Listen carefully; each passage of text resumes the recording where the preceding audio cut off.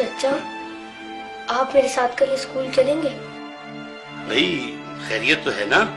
نہیں، وہ میں نے اپنے اسکول کی فیس جمع نہیں کروائی۔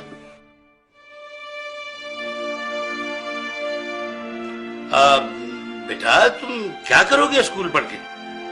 دیکھو تم میرے ساتھ دکان پر آ جانا، میرے پاس 2 ملازم ہیں، جب تمہارے کام سمجھ میں آ جائے گا تو ایک کی چھٹی کرا دوں گا۔ تم لوگ دھیان سے پڑھو، ٹیچر کے آنے سے پہلے اپنا ہوم ورک مکمل کر لو۔ اچھا چچا میں چلتا ہوں۔ ارے نہیں بھائی، کھانا کھا کے جانا۔ ہائے ابھی ہمارا کھانا تیار نہیں ہوا۔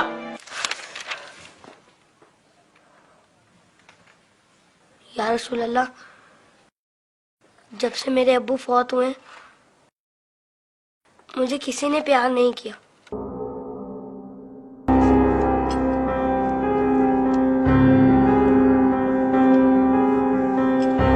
لوگ مجھے لاوارث سمجھتے ہیں، مگر یتیموں کے وارث تو آپ ہیں۔ شاید یہ بات کسی کو پتا نہیں ہوگی، تبھی تو مجھے اسکول سے نکال دیا۔ لیکن یا رسول اللہ، مجھے کسی سے کوئی شکایت نہیں ہے۔ آپ میرے وارث ہیں، اس سے بڑھ کر اور میرے لیے کیا ہو سکتا ہے؟ اللہم صلی علی محمد و علی محمد۔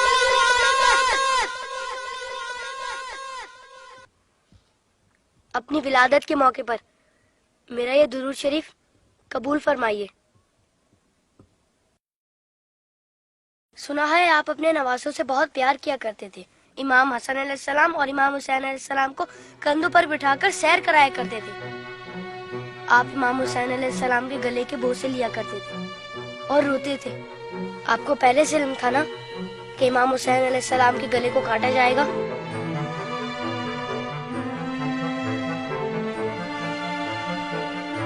کیا آپ کو کسی نے ممبر سے اتر کر امام حسین علیہ السلام کو گود میں لیتے ہوئے نہیں دیکھا تھا؟ آپ نے تو خطبے کے بیچ میں انہیں گود میں لے کر کہا تھا، اسے پہچان لو، یہ حسین ہے، اسے کبھی تکلیف مت دینا، اس کی ہمیشہ مدد کرنا۔ جس نے حسین سے محبت کی اس نے مجھ سے محبت کی۔ کیا یہ سب کسی نے نہیں سنا ہوگا؟ ساقی کوثر نے جب ننھے علی اصغر کے لیے پانی کا سوال کیا تو یزیدی لشکر میں سے کسی نے بھی انہیں پانی نہیں دیا۔ یا رسول اللہ، آپ کی خاطر بھی نہیں دیا انہیں، اور 6 ماہ کا بچہ کتنا پانی پی لیتا؟ چند قطرے۔ حرملا نے 3 منہ والا ایسا تیر چلایا جس نے شہزادہ علی اصغر کو ایک کان سے لے کر دوسرے تک ذبح کر دیا۔ تیر کتنا بڑا تھا آپ کو تو پتہ ہی ہوگا۔ تیر لگنے پر شہزادہ علی اصغر روئے ہوں گے۔ کٹے ہوئے گلے کو دیکھ کر مولا حسین بھی روئے ہوں گے۔ ننھے شہزادے کی لاش کو لے کر کبھی مولا آگے بڑھتے تو کبھی پیچھے ہٹ جاتے۔ جب شہزادے کو ماں کی گود میں رکھا ہوگا تو تیر چھپا دیا ہوگا۔ ماں نے جب ننھے شہید کو دیکھا تو کہا، ارے تیری عمر کے تو جانور بھی ذبح نہیں ہوتے، ان ظالموں کو تیری کمسنی پر بھی رحم نہیں آیا۔ غازی عباس کے بازو کٹ گئے، سکینہ کی آس ٹوٹ گئی۔ سنا ہے بی بی سکینہ مولا حسین کے سینے پر سوتی تھی، مولا کے دل کا سکون تھی وہ۔ شاید اسی لیے امام حسین نے اپنی شہادت سے پہلے زمین کربلا سے کانٹے چن لیے۔ میرے بات کہیں میری بیٹی کے پاؤں میں کانٹے نہ چبھ جائے۔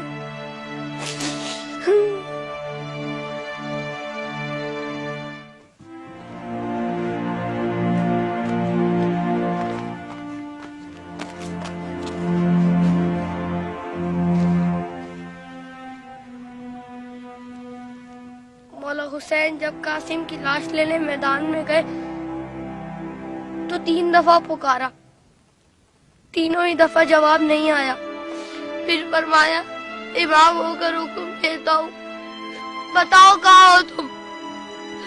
تو مشرق سے آواز آئی چچا، مغرب سے آواز آئی چچا، چاروں طرف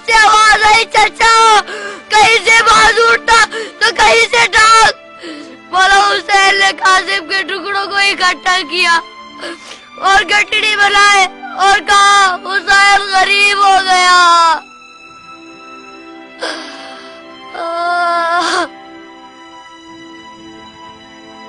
یزید کی فوج میں کسی کو پتا تو ہوگا یا کسی نے بتایا تو ہوگا کہ جن لوگوں کو تم مار رہے ہو وہ نواسۂ رسول ہے. مولا حسین نے بلند آواز میں کہا تھا میں نواسۂ رسول ہوں, کوئی میری مدد کرنے والا ہے؟ یہ سن کر یزیدی فوج میں سے ہر کسی نے ان کی مدد تو کی ہوگی. سنا ہے یزیدی فوج نے امام حسین کو شہید کرنے سے پہلے نماز پڑھی تھی, اذان بھی دی ہوگی. کیا اذان میں آپ کا نام نہیں سنا ہوگا؟ تو پھر آپ ہی کے نواسے کو اتنی بے دردی سے شہید کیسے کیا؟ شہید کرنے کے بعد پہچانا نہیں ہوگا, ورنہ لاشوں پر اس طرح گھوڑے نہ دوڑاتے.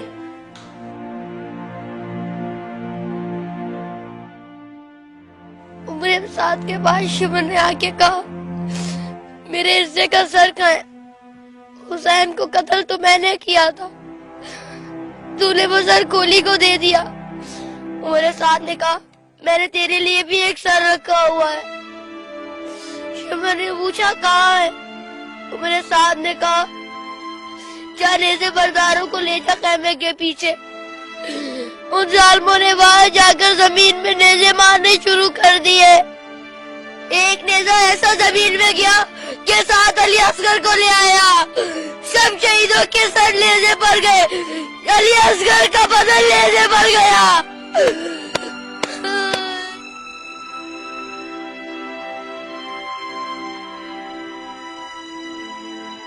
ان ظالموں نے جب بیویوں کو ننگے سر بازاروں میں پھرایا تو امام حسین کے سر نے تلاوت شروع کر دی,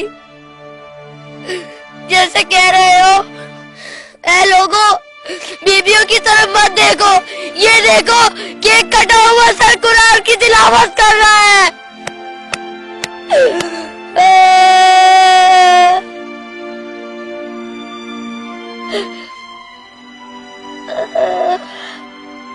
جب میں کربلا کا ذکر کرتا ہوں تو میری تکلیف مجھے بہت چھوٹی لگتی ہے یا رسول اللہ. جب جب آپ مجھے یاد آتے تب تب مجھے کربلا والے یاد آتے. مجھے پتا ہے آپ اس منظر کو کبھی نہیں بھلا سکتے. جس منظر کو آپ نہیں بھلا سکتے اسے ہم کیسے بھلا دیں؟